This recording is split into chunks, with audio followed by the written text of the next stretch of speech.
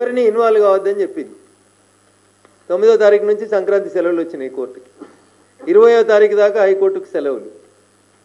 Court order ఇచ్చింది sir అని మా వకీల్ సాబు ఇంకొంతమంది పోయి దండం పెట్టి దరఖాస్తు ఇద్దామని పోయారు. 17 కేసులు రిజిస్టర్ చేసిరు. మొత్తం గిరిజనులందరి మీద, ఇంక్లూడింగ్ మైపాల్ గౌడ్ మాజీ సర్పంచ్ వెల్మెలతో పాటు పోలీస్ స్టేషన్కి పోయిన ప్రతి ఒక్కరి మీద గత 4 రోజులుగా సెలవులలో ఒక్కొక్కరి మీద 307తో సహా పెట్టి ఊర్లో ఎవరు ఉండకుండా పోలీసు వాళ్ళు ఉరిపిస్తారు. నీకెట్లా తెలుసు రఘునందన్ అంటుండొచ్చు. అందుకనే మేము గూగుల్ మ్యాపులు తెచ్చినాం.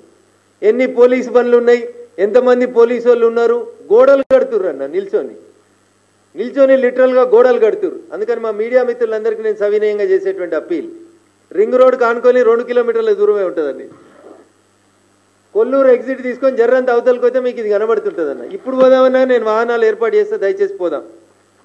మొత్తం ఈ 85 ఎకరాలలో 25 ఎకరాలకి నిత్యానందరెడ్డి గారికి సంబంధించిన భూములు ఇవి, అరవిందో కంపెనీకి సంబంధించిన భూములు అని చెప్పి పోలీసు వాళ్ళు 500 మంది నిలబడి అక్కడ డే అండ్ నైట్ లైట్లు పెట్టి ఆ పక్కలకి ఏమైనా పోతే 144 సెక్షన్ ఉందని చెప్పి ఊరోళ్ళందరినీ బెదిరిస్తూ లేడీస్ అని కూడా చూడకుండా మేమన్నీ ఆడియోలు, వీడియోలు, డ్రోన్ కెమెరాలు, మ్యాప్లన్నీ రికార్డ్ చేసినాం.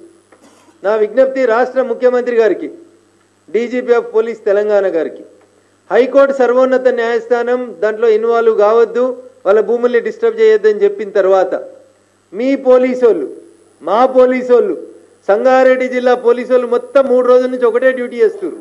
ఎడ చేస్తున్నారు అంటే వెల్మెల ఊరవతలే చేస్తున్నారు డ్యూటీ. వాళ్ళు నిలబడి జేసీబీలు, ఇటాచీలు పెట్టించి ఫ్రీ కాస్ట్ కాంపౌండ్లో వాళ్ళు పెట్టి సుమారు 1200 నుంచి 1500 కోట్ల రూపాయల విలువైన ప్రభుత్వ భూముల్ని ఒక పెద్ద మనిషికి అంటగట్టేటువంటి ప్రయత్నాన్ని కొనసాగిస్తుండ్రు. 20వ తారీఖు దాకా కోర్టు లేదు. ఒక పోలీసు ఆయన అంటాడు, పేరు చెప్పను కానీ, ఏం చేసుకుంటారు అబ్బాయి, సోమవారం కోర్టు తీసినాక పోయి కంటెంప్ట్ వేసుకపో అంటాడు. ఆయన అనేకంటే ముందే మేము ఒక నోటీస్ కూడా ఇచ్చినాం, వకీల్ సాబుని పెట్టి కంటెంప్ట్ ఆఫ్ కోర్ట్ నోటీస్ కూడా ఇచ్చినాం వాళ్ళకి.